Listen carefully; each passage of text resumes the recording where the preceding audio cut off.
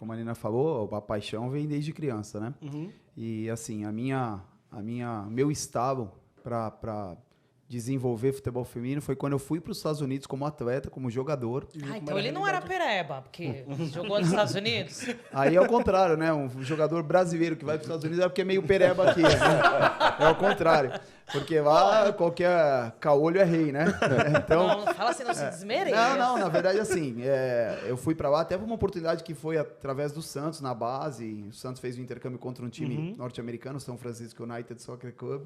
E aí, quando eu saí do comercial, apareceu essa oportunidade e eu acabei indo. Mas a minha equipe masculina tinha a versão feminina do São Francisco. E o futebol feminino lá era muito mais proporcional coisa, né? ao profissional do que a minha equipe masculina. Então eu vi uma realidade e falei, pô, como que pode eu estar aqui no futebol, trabalhando com futebol, mas essas meninas serem super valorizadas, ter tudo isso que elas têm, sem treinamento, os estádios, a gente, claro, na época a gente jogava para 2.000 pessoas, mas as meninas jogavam para 8, 12 mil. Isso foi em que ano? Foi em 94. 94, Elas já eram Então, assim, Já tá uma evolução. equipe que disputava ali, na verdade não tinha MLS ainda, né? Não tinha a Liga NWSL Profissional, como tem hoje. mas tinha a US Soccer, a USL, que era da entidade da US Soccer, que tinha como se fosse a primeira divisão. Então, cara, eu falei, pô, o Brasil é o país do futebol e não tem esse espaço que os Estados Unidos oferece, o Soccer, né? E o Brasil sendo tratado como um país do futebol. E eu vim com essa ideia na cabeça, pô, eu vou tentar fazer alguma coisa pro futebol feminino.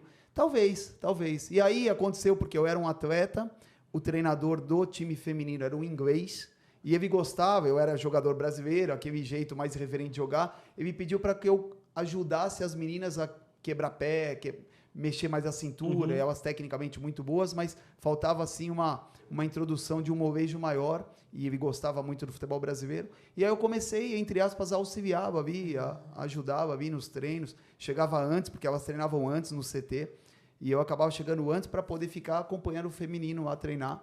E aí, quando eu voltei para o Brasil, eu montei essa escolinha, né, o Spike, depois o Espião, enfim, aquela situação toda, aquela história toda. E aí comecei a criar uma identidade com o futebol feminino. Aí, como o Lucas falou, a paixão pela modalidade, ver a superação, a entrega das meninas, o amor, né, à modalidade. E eu tenho, assim, uma gratidão enorme pro futebol feminino, Nina, porque você falou, como que nasce esse amor? Na verdade, a gente nasce quando criança, se apaixona pela modalidade, né? Histórico familiar de meu pai, meu avô, amar o futebol. Mas eu realizei o meu sonho de criança, de um dia ir para uma Copa do Mundo, ir para uma seleção brasileira, através do futebol feminino, nos pés das meninas, né? Ai, que bonito. Então, assim, pô, isso para mim não tem dinheiro que pague, não tem... isso é a realização de um sonho. Eu não cheguei como jogador, perebinha aqui, ia ser mais um ali no meio dos muitos, mas através do futebol feminino eu realizei o sonho da minha vida, que é vestir a camisa da seleção, ser treinador dessas meninas maravilhosas e chegar a uma Copa do Mundo, chegar às megas competições ápice, mundiais, né? E vendo essas meninas jogarem do jeito que jogam. O futebol brasileiro feminino sempre foi o expoente, sempre foi o melhor do mundo, apesar de não ter conquistado ainda um título mundial, um primeiro lugar, mas a minha gratidão ao futebol feminino é enorme. Então, se eu puder fazer tudo que eu possa fazer para o futebol feminino, vai pagar o que o futebol feminino já me deu como presente. Legal ele falar isso. E você